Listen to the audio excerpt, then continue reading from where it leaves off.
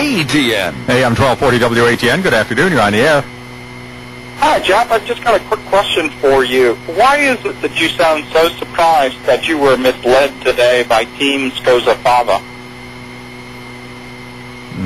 Well, I don't know. I would think they could have just because they have to give that story to Jude. I mean, it's just there are certain professional courtesies, and that a senior member of the MSM like that should be given that first.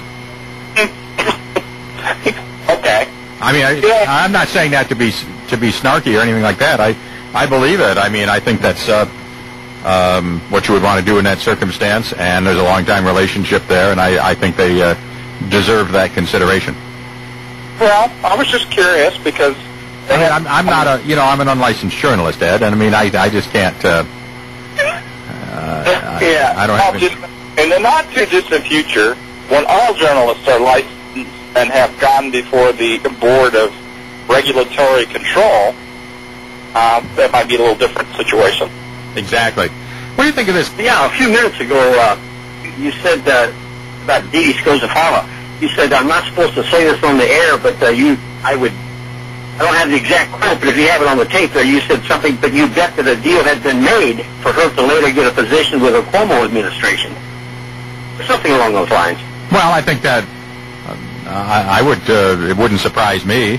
I mean, well, that's what's wrong with things today, Jeff. That's called a quid pro quo.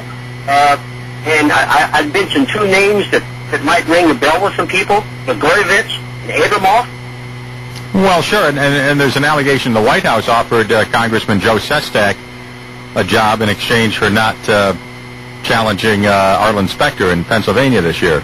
But, I mean, I don't think the idea of people getting, that's what people do in government and in these jobs, these political jobs. I mean, you're not supposed to say it outright, but you build relationships with people, and that's how you get appointed to things, because you have some kind of relationship. No, that's two different things. Well, no, that's exactly what she's doing. I mean, nobody is going to sit there and say on the record, sitting at Jumbo's Dinette and say, well, you drop out of this race this morning and endorse Owens and you get a job in the Cuomo administration. It's never said that way.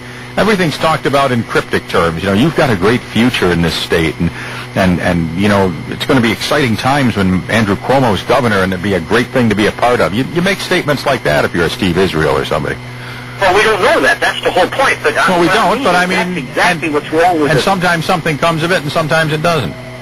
But I don't think there's anything wrong with that. I mean, I'm trying to make my point. You keep overriding me. What I'm saying is that's exactly what's wrong with the system today. And so people come to grips with that and say, wait a minute, what we should do in Albany right now, my suggestion for the entire state of New York, which doesn't mean anything, but it's just my way of thinking, we should boot out every incumbent this year and start fresh. Okay. Every incumbent should be kicked out of office and start fresh if people really... So that means you'll be voting for Patty Ritchie and this Forsyth guy against Russell, and you'll be voting for Doheny against Owens, right? You write your name in. No.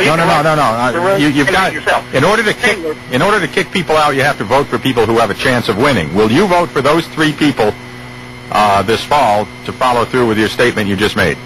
Well, I don't know. I might. People are very angry, and I think the only way, if they're talking about they want change, and Albany is a cesspool down there right now. It's a festering cesspool. Listen, Dan, I got to go. I'm running out of time.